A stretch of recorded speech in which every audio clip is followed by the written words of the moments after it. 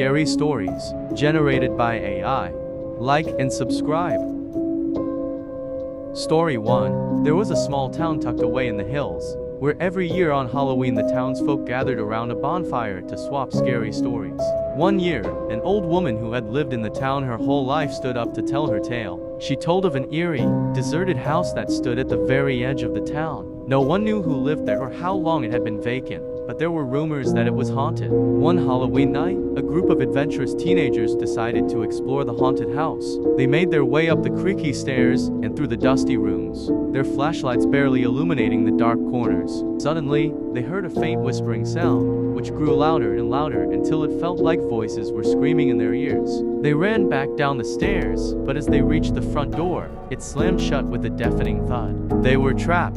The teenagers frantically searched for another way out, but every door and window was locked. Suddenly, they heard footsteps creeping towards them, getting louder and louder. The group huddled together, paralyzed with fear, as a sinister figure emerged from the darkness. It was the ghost of the old woman who had told the story, seeking revenge on those who had dared to disturb the peace of the haunted house. The teenagers were never seen again, and every year after that, strange noises, footsteps, whispers, and screams could be heard emanating from the haunted house. And the townsfolk would whisper to each other, "Let that be a warning to all who dare disturb the ghosts that haunt our town." Story 2.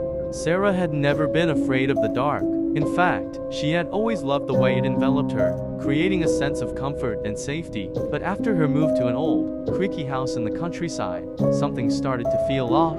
Every night as she settled into her new room, a strange shape would appear on the corner of her wall, its edges defined by the faint light coming through her window. When she turned on her reading light, the shape would disappear, leaving her with an uneasy feeling. She tried to ignore it, reasoning that the old, drafty house probably cast strange shadows. But after a few nights, the shadow began to look more distinct. It somehow emanates a faint, pulsing energy. It looked like a person, and she realized that it had been there all along, watching her. She was too afraid to tell her parents, fearing they'd think it was all in her head. But the shadow didn't stop. It kept on watching her as she slept and disappeared when she turned on her light. One night, Sarah woke up in the middle of the night, shivering. The shadow was back, darker and more ominous than ever.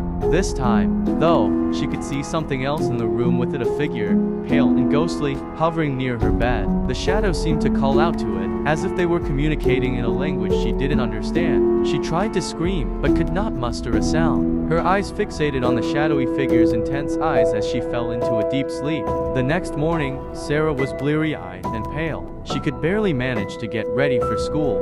Finally, her mother asked what was wrong. Sarah tried to explain what she had seen and described the shadow and the ghostly figure. Her mother didn't seem too concerned and dismissed it as an overactive imagination. As days went by, the shadow and the ghostly figure became more visible, and Sarah began to feel like they were watching her every move. She became anxious and withdrawn, and her grades began to suffer as a result.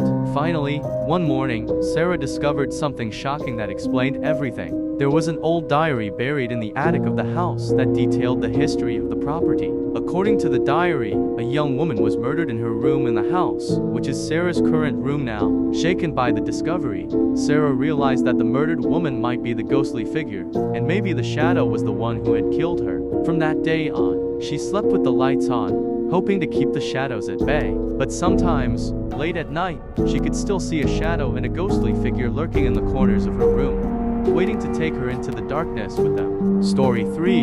It was Halloween night, and a group of friends decided to visit an abandoned mansion on the outskirts of town. Legend had it that the house was cursed and that strange things happened there at night. As they walked through the creaky door, the friends felt a chill run down their spines. The air was cold, and the floorboards seemed to moan with every step they took. Cobwebs covered the walls, and the only source of light was a flickering candle they found in the hallway. As they explored the mansion, strange noises and whispers echoed through the halls. The more they explored, the more ominous the feeling in the mansion became. One by one, the friends disappeared, and the remaining ones couldn't find any trace of them. The last two friends tried to leave the mansion, but every door and window was locked from the outside. They were stuck, alone, in the haunted mansion. In the eerie silence, they heard footsteps coming towards them.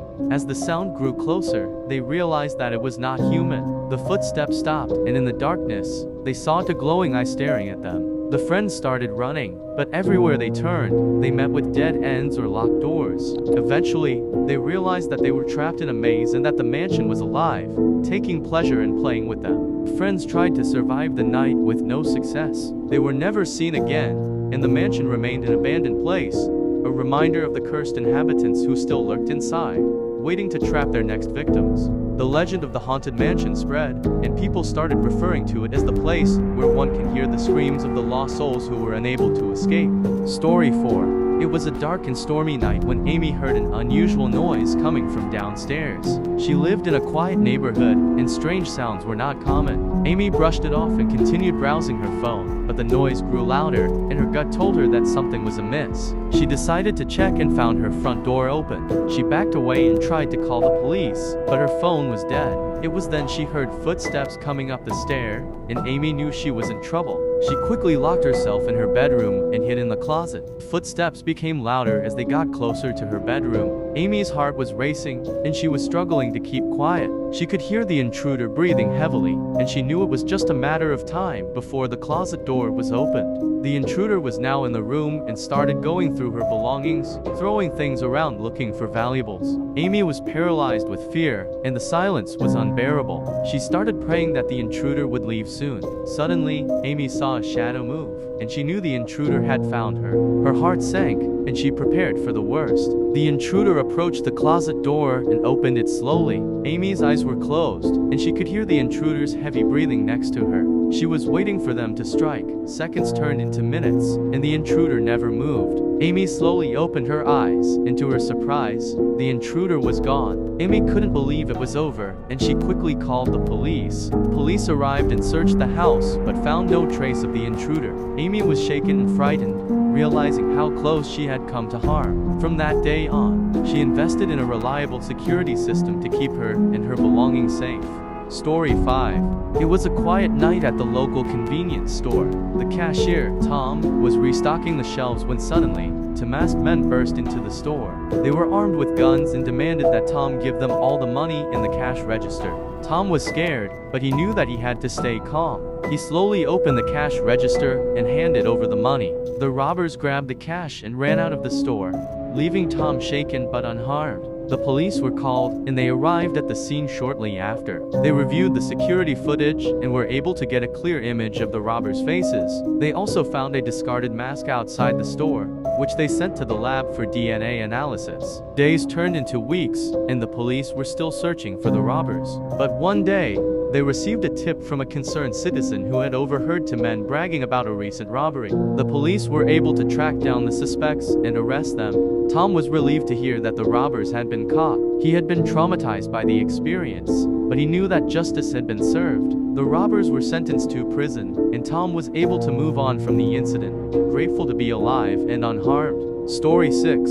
It was a dark and stormy night. The power had gone out and the house was plunged into darkness. Sarah was alone, and the only light came from the flickering candles she had lit around the room. As she sat reading by candlelight, she heard a noise. It sounded like footsteps, but she was alone in the house. She tried to ignore it and continued reading, but the sound grew louder. Suddenly, she heard a voice whisper her name. She froze, too scared to move.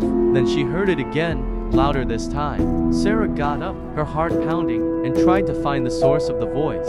She stumbled over something in the dark and fell to the ground. As she got up, she realized it was a hand reaching out from under the bed. She screamed and ran out of the room, but the door slammed shut behind her. She was trapped. She could hear the footsteps getting closer and the voice whispering her name again and again. Then, suddenly, the power came back on. Sarah turned around and saw a figure standing in front of her. It was a man, with a twisted smile on his face. He whispered one final time, "I've been waiting for you." And with that, he disappeared into thin air, leaving Sarah alone in the dark once again. The end. Story 7. Once upon a time, in a small village nestled deep in the forest, there was a legend of a monster that lurked in the shadows. The villagers had heard stories of a creature with razor-sharp claws, glowing eyes, and a hunger for human flesh. They had always dismissed it as just a myth, until one day, a young boy disappeared while playing in the woods. The villagers searched for the boy but found no trace of him.